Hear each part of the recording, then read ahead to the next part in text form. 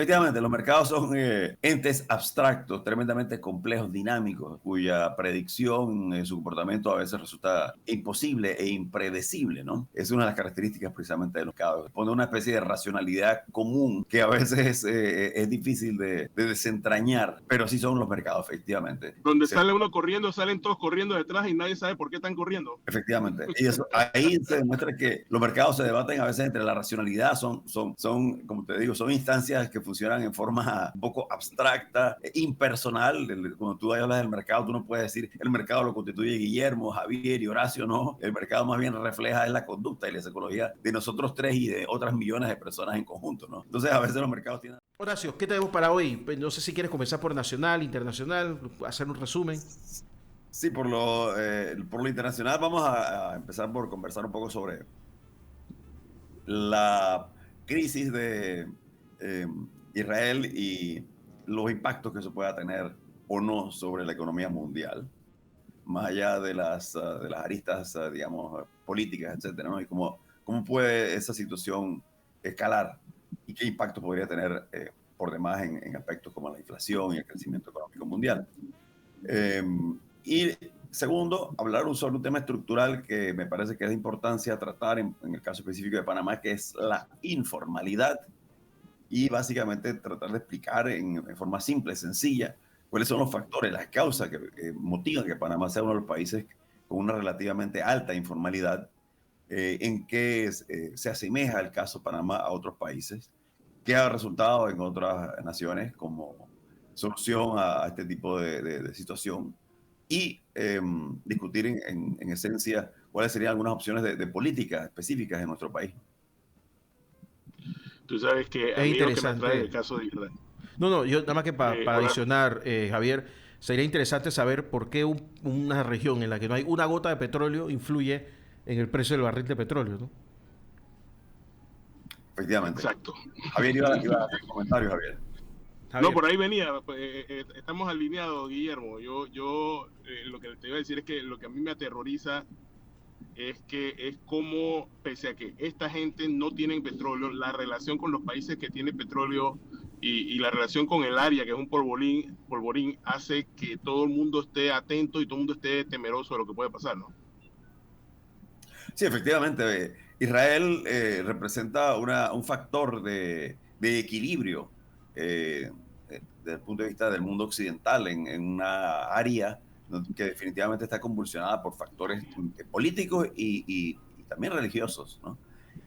Y como tú lo has señalado, es una región que pudiera decirse no es Israel un productor ni tampoco lo es ninguno de los países involucrados en esta crisis por ahora, pero pudiera efectivamente escalar y llegar a eso. De modo que lo que hemos tenido inicialmente, desde que se inició esta situación la semana pasada o el fin de semana pasado, es que efectivamente, luego de haber alcanzado un nivel muy alto, el crudo llegó casi a superar la barrera de los $95 el barril, que es un precio bastante alto, y ya por otras razones que habíamos analizado, un poco por el hecho de que tanto Rusia como Arabia Saudita, que son grandes productores, habían tomado una decisión de restringir la oferta y eso incidió sobre el precio.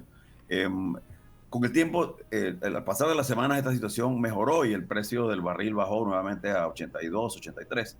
A raíz de la crisis entre Israel y Palestina, cambió y subió a un 87%, un poco más o menos, hubo un aumento de un 4 o 5%.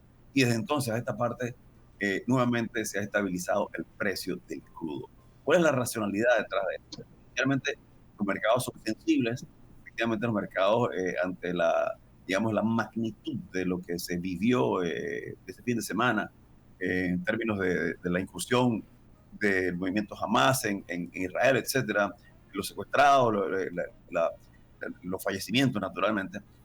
Eh, el índice de precios, naturalmente, se disparó del crudo. Sin embargo, con el tiempo, creo que el factor determinante aquí ha sido si el recurso va a escalar o no, específicamente si va a involucrar a otros países o no. En este caso, sobre todo Irán, que se sabe que es uno de los países que promueve y apoya definitivamente al movimiento Hamas y en alguna medida también a Hezbollah, que pudiera atacar, y efectivamente hubo un inicio de ataque la semana pasada también por parte de este grupo.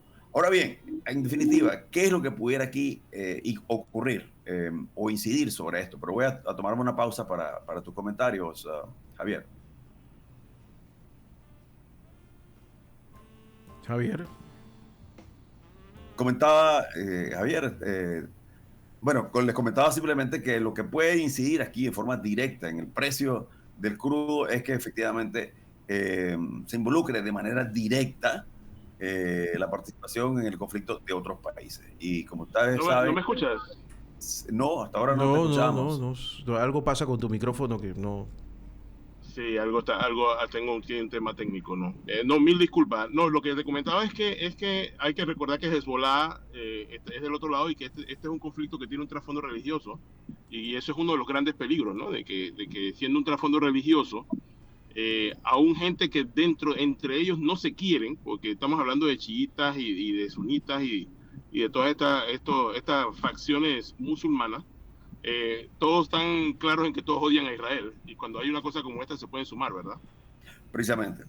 Y ese es el gran riesgo, el gran riesgo. y precisamente la noticia más reciente indica que hay un portaaviones ya en camino por parte de Estados Unidos que ha manifestado su posición de apoyo directo y abierto a Israel y como consecuencia se teme pues, que pudiera efectivamente una acción de este tipo, como la llegada de un portaaviones, etcétera, provocar la intervención o que se una al conflicto de otros países islámicos y que naturalmente esto sí podría generar un escalamiento en el conflicto y que eso se reflejase en todo caso en un alza en el precio del petróleo, cosa que no ha ocurrido hasta ahora. Pero existe digamos, ese riesgo, como tú bien señalas. Israel es un país que está rodeado de un conjunto de estados que definitivamente no comulgan con la postura de Israel y en un momento dado este pudiera ser la chispa que inicia un gran fuego. Dios quiera que no sea así y ojalá que esta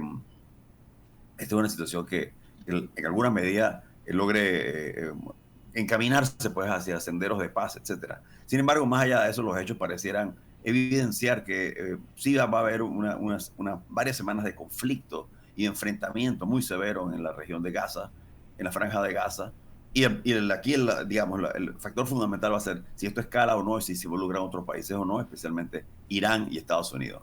A pesar de ello, Estados Unidos ha sido muy claro, muy categórico en reiterar que las tropas norteamericanas no van a pisar suelo israelí y van a intervenir en forma directa. Siempre existe ese riesgo, ¿no? Horacio, tú sabes que me parece interesante hacer notar que los mercados, por muy técnicos que sean, son muy emocionales también, ¿no? El miedo es una cuestión ¿no? O sea, nada más la posibilidad de que esto suceda es lo que provoca que todos estos mercados, que dicho sea de paso son compras a futuro, ¿no? O sea, no es que están comprando cosas que están saliendo, sino cosas que van a salir de los pozos, y todo el mundo comience a hacer sus cálculos y a esperar que sus miedos no se realicen, ¿no? Efectivamente, los mercados son entes abstractos, tremendamente complejos, dinámicos, cuya predicción en su comportamiento a veces resulta imposible e impredecible, ¿no?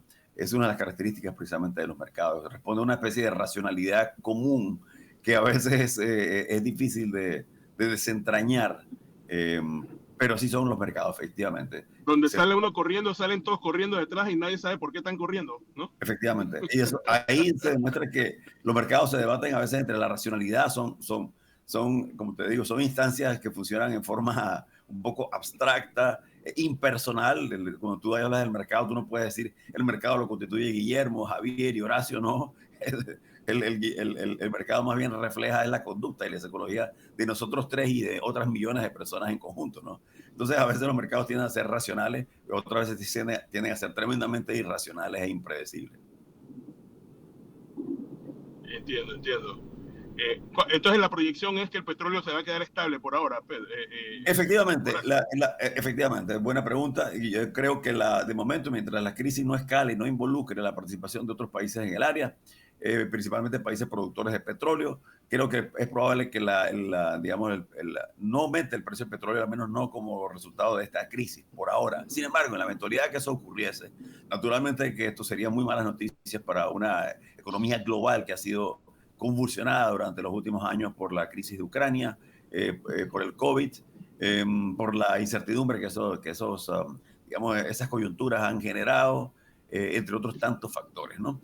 Y eso representaría que Estados Unidos no va a lograr un objetivo fundamental, entre otras cosas, de lo que se llama un aterrizaje suave, sino que sería un aterrizaje forzoso de su economía, producto del alza de las tasas de interés. Eso también podría traducirse en un reavivamiento de la inflación a nivel mundial. Por supuesto que tendría impacto sobre Panamá.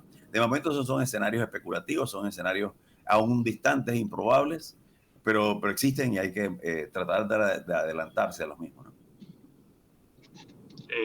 Perfecto. ¿Quieres pasar a hablar un poco de la informalidad Sí, claro. quieres? Sí, mira, la idea es que cada programa abordemos a veces temas no solamente nacional e internacional, sino también temas, en el caso específico de Panamá, temas de tipo estructural, que son diferentes a los temas coyunturales del día a día. La economía creció, el PIB bajó, la inflación subió, el desempleo. En este caso hemos escogido el tema de la informalidad y trataremos de abordar en un periodo muy corto de 10 minutos, lo que resta, ese tema, ¿no? ¿Qué ocurre? Panamá ha sido un país indudablemente que ha demostrado ser, digamos, la gran estrella de la región durante los últimos años en términos de varias cosas, pero principalmente en digamos, la tasa promedio de crecimiento ha sido durante los últimos 20 años un poco más o menos de 5,5%, que supera a cualquiera de los países. El que más se le acerca creo que es República Dominicana, que habría reportado en ese mismo periodo más o menos un crecimiento del PIB, en términos reales, 4,5, poco más o menos. Eso se ha traducido naturalmente en que Panamá ha reflejado una mejora importante de su ingreso per cápita, que poco más o menos monta hoy por hoy a $35,000 anuales, nuevamente uno de los más altos, el más alto en la región por excelencia. Esto es buena noticia. Sin embargo, también es claro que Panamá presenta ciertos rezagos estructurales en algunos ámbitos, algunas áreas. Algunos de ellos son en el mercado laboral y en el tema de la informalidad, naturalmente. Y no estamos hablando de lo que ocurre este año o el anterior, estamos hablando de un patrón histórico, de una tendencia histórica, en donde Panamá, a pesar de ser un país de alto crecimiento, de un mejoramiento sostenido en su ingreso per cápita, enfrenta ese lastre de un desempleo pegajoso que es difícil de bajar, que requiere un gran nivel de inversión, que requiere un gran nivel de crecimiento y también una situación de informalidad que comparativamente hablando es mayor que el de otros países, ¿no? En términos de su ingreso per cápita. Trato de explicar este último concepto. Si tú analizas esto en términos estadísticos, vas a notar que hay una relación inversa entre informalidad y crecimiento. Dicho en español, esto quiere decir que los países entre mayor crecimiento y mayor desarrollo, menor informalidad. Sin embargo, Panamá, como lo hemos dicho, es un país de alto crecimiento. Sin embargo, visto en términos de la informalidad, es alta en comparación a ese nivel de crecimiento. ¿Qué ha impedido, qué ha provocado que Panamá no haya logrado mejores, digamos, puntajes en materia de reducir la informalidad? Pues no son varios los factores. Y es precisamente sobre eso lo que quisiera conversar. Pero abro el micrófono para comentarios, Javier. Tú sabes que cada vez que hablamos del tema de la informalidad, lo que me da por pensar es que históricamente, sobre todo comparado con otros países de la región, Panamá nunca se ha visto como un país con grandes cantidades de microempresarios. Pero la economía, sobre todo el tipo de economía de nosotros, nos empuja, ¿verdad? Nos empuja a buscar formas de incorporarnos a la economía, y eso es lo que está pasando. La pregunta es, ¿por qué estos informales no se convierten realmente en microempresarios? Yo te preguntaría a ti, ¿qué hay que hacer para que estos se conviertan en pequeñas empresas y crezcan, ¿no? Lo primero es enfrentar la realidad del caso, ¿no? Porque lamentablemente a veces se tejen en muchas especulaciones y se formulan políticas que adolecen de dos aspectos. Uno, que pueden ser efectivas, están bien orientadas, bien formuladas, pero no reciben el debido seguimiento. Javier, el otro aspecto es que son políticas que están simplemente diseñadas sobre una realidad que no es consistente pues, con los hechos. Entonces, ¿de qué se trata? En otros países, la informalidad simple y llanamente obedece a factores que también pudieran estarse replicando en Panamá. Aunado al hecho de que Panamá por excelencia es un país de servicio y eso de por sí es un factor que incide, por cuanto que hace más difícil todavía la generación de empleos, que en última instancia es uno de los factores básicos, o de la generación de emprendimientos para poder reducir la informalidad.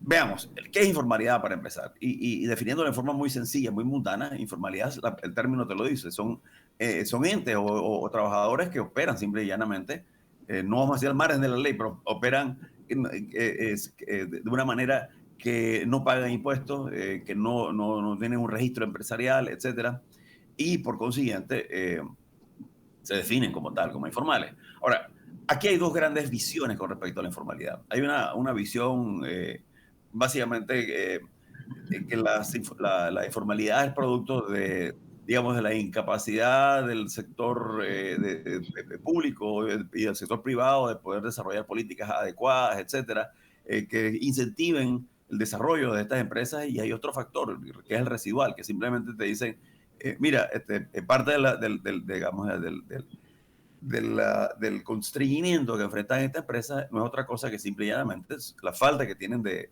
desarrollar capacidades propias, ¿no? Probablemente la realidad yace entre ambos extremos, entre la realidad de que es producto y consecuencia de malas políticas del Estado que hacen que sea demasiado oneroso inscribir tus empresas por los impuestos altos, por las formalidades que son demasiado rígidas, etcétera.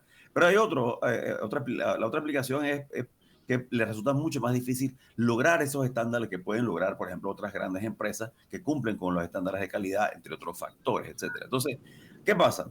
La mayoría de las políticas han estado fundamentalmente orientadas en alguna medida a reducir, con éxito o sin éxito, indistintamente digamos, a la efectividad de esa política, digamos, la formulación de la política ha sido, hay que reducir las barreras que impiden que ellos se formalicen, lo que quiere decir que hay que reducir los impuestos, hay que facilitar los procesos de registro, de inscripción de las empresas, automatizar estos procesos, y eso debería de por sí permitir que la informalidad disminuya, en el sentido de que haya una mayor movilidad de empresas que se constituyen en pequeñas y medianas empresas, pasan a empresas intermedias y eventualmente pasan a ser empresas ya formales. Esa es esa visión. La otra visión, simple y llanamente, es decir, no. Y la experiencia de otros países es que tú puedes reducir esas barreras, puedes reducir los impuestos, puedes reducirle los tributos y las regulaciones, pero aún así, simple y llanamente, están condenadas una buena parte de las pequeñas y medianas empresas a permanecer en ese estatus. Quedan un poco como atrapadas, como señalamos en el caso específico de Panamá, en una trampa de ingresos medios. Simple y llanamente no logran logran sobrevivir, pero no logran romper la barrera que impone la informalidad. ¿Qué ocurre? Que en la práctica, si esta última versión es correcta, eso exigiría más bien unas políticas que no se limiten nada más a reducir los impuestos, que no se limiten a facilitar la inscripción de las empresas, sino que además sean proactivas en el sentido de desarrollar capacidades, ¿no? Desarrollar tecnología, desarrollar innovación, desarrollar productividad a través de capacitación y programas sobre todo crediticios. Y probablemente la realidad es que se requieran políticas de ambas naturalezas, ¿no? Por ahí me parece que viene mucho de la cosa. Y te digo porque yo tengo una experiencia personal en donde para un proyecto específico tuve que abrir una empresa y fui a la ANPYME y tengo que confesar que la ANPYME hizo un buen trabajo. Aún sigue siendo costoso y hay algunas cosas que son un poquito más difíciles, pero realmente la ANPYME lo tiene automatizado y todo.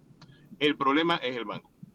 O sea, los bancos, abrir una cuenta es sumamente difícil y ni hablar de conseguir crédito, microcrédito. Eso no Una existe cuenta, te refieres a abrir una cuenta de corriente, ¿no? Sí, ahorro. De hecho, la cuenta que fuera, desde el desdén y la agresividad del banco en el trato con uno, hasta los documentos que le pedían a uno. Una persona me pedía 3 años de impuestos sobre la renta, ¿cómo se llama? De reportes de impuestos sobre la renta. Y yo le decía, pero nosotros acabamos de abrir la empresa. Y que sí, pero es que yo necesito 3 años de reporte de impuestos sobre la renta. Y la chica no la pude destrabar. Ahí quedó. Tuve que pararme y irme. Indudablemente que otro de los escollos, y lo hemos señalado, es precisamente la dificultad en el acceso al crédito. Y en otros programas hemos tratado el tema de las grandes ventajas del sistema bancario panameño, que es un sistema tremendamente estable, con indicadores de solvencia y liquidez que incluso están por encima de lo que exige Basilea. Esa es la buena noticia. La mala noticia es que no es una banca que está esencialmente orientada hacia las iniciativas pequeñas, privadas. Simple y llanamente no es el caso, ¿no? Y es ahí donde hemos hablado sobre las alternativas, y una de ellas es políticas en donde los estados se conviertan un poco en el garante, en el codeudor, o ofrezca algún tipo de facilitar el apalancamiento, si se llama crediticio. Hay digamos, otra opción que hemos conversado, que es el desarrollo de fintech, tecnologías digitales, que simple y llanamente son, por naturaleza, actividades bancarias mucho más agresivas, que asumen más riesgo, y que en todo caso son lo que han dado excelentes resultados en otros países como mecanismos de financiamiento de las pymes. Pero hacemos nuevamente la aclaración que no es un solo factor que explica el por qué las pymes tienen o no éxito. Son varios los factores. Y creo que lo primero que hay que reconocer es que el ámbito, el universo de lo que se define hoy como pequeñas, medianas empresas y microempresas es tremendamente heterogéneo, ¿no? Y que hay toda clase de informalidades en ese contexto. Entonces habría que ser muy selectivo en cuanto al desarrollo de una política, en cuanto a poder identificar cuáles son, digamos, esos grandes bolsones y poder establecer alguna segregación en ese gran ámbito de lo que hoy por hoy se define en forma muy común a veces como las pymes. Eso requiere una segmentación muy clara y requiere probablemente políticas diversificadas. Si me permiten, son las 8:30 minutos de la mañana. Horacio, vamos a la pausa y regresamos de inmediato. Con Mirador Económico, con el economista Horacio Estriví, la contribución del ingeniero Javier Castillo, aquí en la mañana por Radio. Bueno, estamos de vuelta con Mirador Económico, con el economista Horacio Estriví.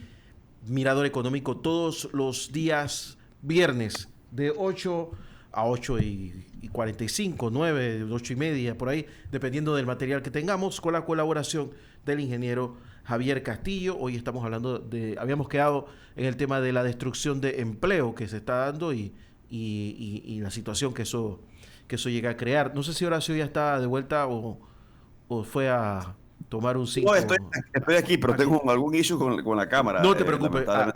Acá después Diego arregla eso, así que no te preocupes. Correcto. Horacio, yo tenía una pregunta para ti. Una pregunta. En el análisis económico, ¿cómo los economistas de verdad ven la informalidad? ¿Es un problema? ¿Es un fenómeno? ¿Debe ser temporal? ¿Es una ayuda potencial? ¿Cómo la ven? No, precisamente por eso te señalaba que hay dos grandes visiones, por así decirlo. Está la visión un poco romántica, que esgrimen economistas como Soto, el peruano, que señalan básicamente que, mira, la informalidad no es otra cosa que el resultado de los desaciertos del Estado, de lo engorroso del Estado, pone cargas excesivas sobre los potenciales empresarios, etcétera. Y hay otra visión un poco más digamos, más escéptica, y que plantea simplemente que la informalidad persiste como consecuencia de ciertas exigencias que son propias de cualquier mercado, en donde tú tienes que cumplir con ciertos estándares, parámetros de calidad, cumplir con ciertas normas, y tener la capacidad de poder elevar tu productividad para poder sobrevivir como empresa, ¿no? Si me preguntas a mí, yo en estos términos siempre soy muy ecléctico, ¿no? Probablemente prevalecen factores de ambas naturalezas, ¿no? Entiendo. Guillermo, ¿tienes alguna otra pregunta que quisieras hacer? No, a mí me llamó la atención el otro día que Magdiel Torres le preguntó al ingeniero René Quevedo sobre la destrucción de empleo, el crecimiento del mismo, según sus datos, en nuestro país. Yo recuerdo cuando comenzó la pandemia, una de las cosas que más se decía de lo que había hecho que la pandemia se cebara más fuerte con Perú, específicamente con Lima, eran los altos niveles de informalidad que impedían que la gente pues pudiera quedarse en su casa y trabajar en su casa o desarrollarse. Entonces tenía que salir a buscarla. Y te lo digo por la pregunta que te hacía Javier también, ¿no? Que es tan malo la informalidad, pero ahora me quedo pensando que al estar creciendo en Panamá y con una Contraloría General que incluye a esos informales como mano de obra, como empleo, a veces podríamos estar dibujando un panorama ficticio en cuanto a datos económicos, ¿o no es así? Veo tu punto y creo que ahí el problema no sería tanto de tipo estadístico, sino de conceptual, de lo que se define como formal o informal, y en ese sentido bien pudiera ser el caso.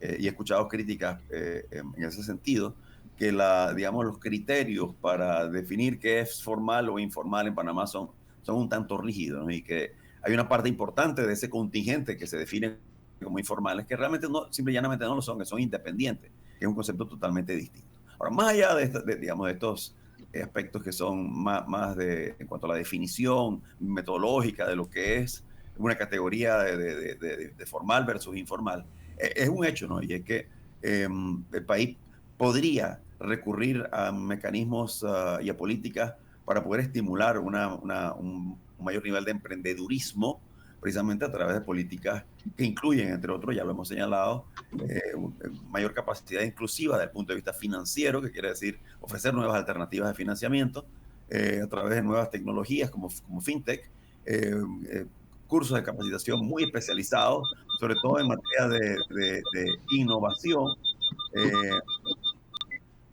eh, para poder ayudar a esas empresas en una economía como la nuestra, como la de Panamá, que no es una economía industrial ni es intensamente agrícola o manufacturera, sino que es sobre todo de servicios. Y en eso, precisamente en ese ámbito, en donde se requiere en este tipo de, digamos, de asistencia, de tipo tecnológica y de orientación en cuanto a la formación de empresas, por ejemplo, ¿no?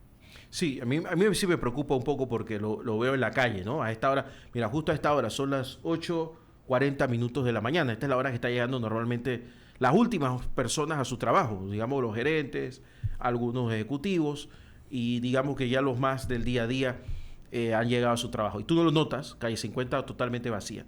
Luego de las 9 de la mañana tú ves un crecimiento de los carros particulares y no de los panelcitos. No es la pyme la que está en la calle, es la informalidad la que está en la calle después de las 10 de la mañana. Y se nota en los tranques hasta las 4:30 que viene entonces. O sea, por lo menos en el área urbana, si te vas a La Chorrera, que es digamos el área más caótica, el centro de Santiago, las intersecciones entre Los Santos y Chitré, los alrededores del Parque Cervantes en David, la entrada de Colón, te das cuenta de que el movimiento es diferente. Sí, Eh, sí.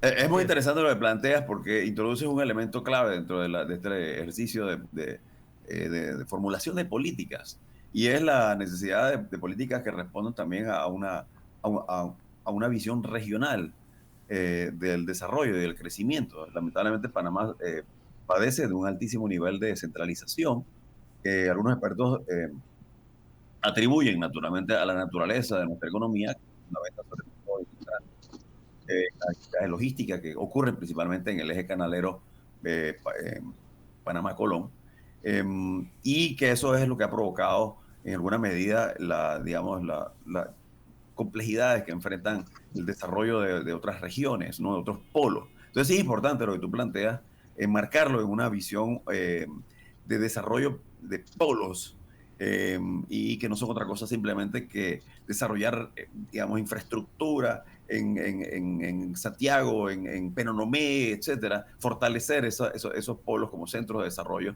Pero eso ya no solamente es un tema de carácter económico como tal, sino también del fortalecimiento de las autoridades municipales, ¿no? Y de la descentralización municipal, que es un proceso que se ha iniciado en Panamá, pero cuyos resultados han sido cuestionados, porque eso no invalida la necesidad de retomar el concepto y llevarlo a la práctica como un elemento fundamental, catalítico de lo que podría ser el desarrollo de las regiones, ¿no? así mismo es. Yo no sé si tienes algún comentario final, Javier. No, yo solo para acotar que, en mi opinión, la informalidad es un problema y una oportunidad, como muchas otras cosas en la experiencia humana, ¿no? Me Efectivamente. parece que es un problema porque tú tienes a un montón de gente que realmente no necesariamente quieren ser empresarios, pero no tienen alternativa, pero hay otro montón de gente que se están tratando de salir con su empresarialismo y que necesitan ayuda, ¿no? Necesitan que los No, empujen. y por ejemplo, hay carreras técnicas que son muy calificadas. Un plomero es casi que un lujo conseguirlo. un electricista, un buen electricista, un pintor. Y cuando uno ve las escalas salariales con Suntrax, te das cuenta de que la construcción no se gana, no es precisamente la que tiene los peores salarios del país. Sí, efectivamente. Y hay un factor adicional que me atrevería a usar como cierre de este programa, y es que mejores salarios por sí mismos no son garantía de movilidad social. Tú puedes tener un mayor salario, pero si eso no se ha traducido en, digamos, mayores niveles de educación, o en que tú hayas logrado romper la barrera para pasar de ebanista a jefe de obra, y a jefe de obra a ingeniero, y así sucesivamente, tiene que estar presente ese factor de movilidad. De lo contrario, digamos, la mejora en el ingreso constituye, digamos, un avance insuficiente e incompleto, ¿no? Ya es cuestión de cómo se mejora la educación de esas personas que forman parte de esos grupos. Horacio Estriví, economista, como siempre, mirador económico. Y nada, te agradezco mucho, Horacio. Mañana Diego, ¿no? Mañana vamos a estar ya con Mirador Económico arriba, y en las redes sociales de Horacio Estriví, pues que lo pueden buscar en todas, como Horacio Estriví, van a poder entonces escucharlo como podcast, que se forman unas interesantes discusiones con otras personas que lo esperan pacientemente todos los fines de semana. Muchísimas gracias. Hasta el próximo viernes. Gracias, Horacio. Un abrazo grande y cuídate mucho. Nos vemos el próximo viernes. Dios mediante. Era el economista Horacio Estriví con nosotros a esta hora de la mañana aquí en Radio Ancon 92.1 FM, y la colaboración del ingeniero Javier Castillo. Muchas gracias, Javier. Saludos, Guillermo. Vamos a una pequeña pausa y regresamos con más aquí en la mañana Ancon por Radio Ancon.